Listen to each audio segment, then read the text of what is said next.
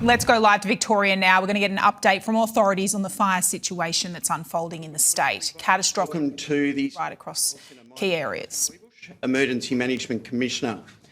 As we've been talking about for several days now, Victoria is in the midst of a severe to extreme intensity heat wave, which is now being matched with damaging winds and storms today that will result in our state seeing catastrophic and extreme fire danger.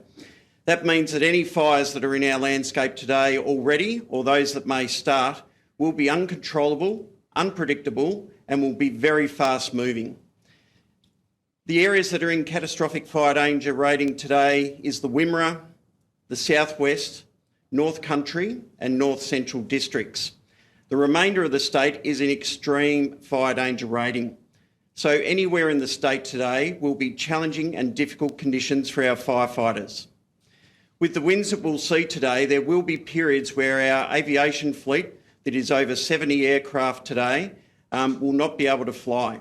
And so we are reminding communities you need to heed the warnings to leave now. If you're in a bushfire-prone area, a bushland area of Victoria, our strongest advice is leave now if you haven't left already.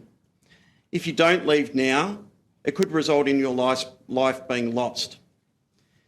Firefighters have been working very hard in these challenging and difficult conditions overnight on a range of fires.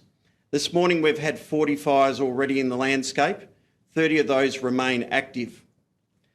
As a result of the dynamic and challenging conditions on the Longwood fire, I can now confirm that we have had community and residential property losses.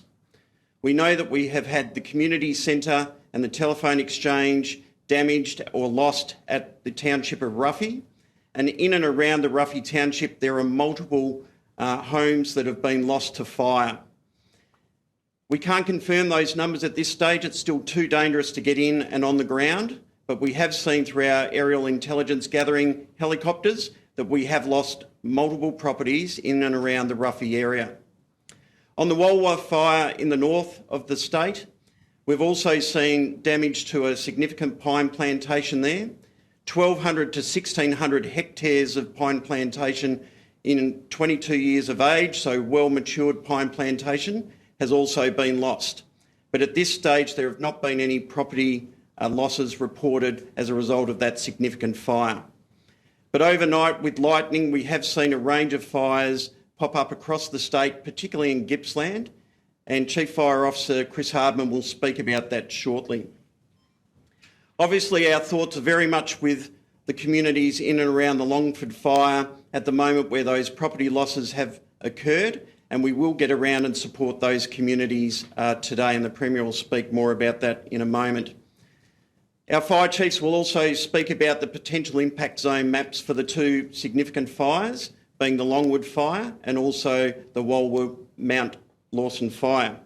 However, we do have a number of warnings already in place. So for the Longwood fire, there are 2 emergency warnings and 2 watch and act warnings in place already for that fire, and people need to heed those warnings. For the Wiebusch fire, we have 3 emergency warnings and 4 watch and act warnings in place.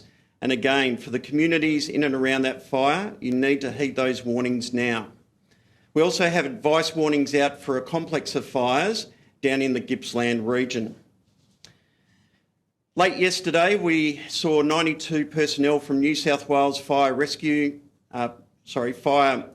Fire Service join us from New South Wales to bolster our efforts here in Victoria, and they've been deployed out to the Longwood fire this morning.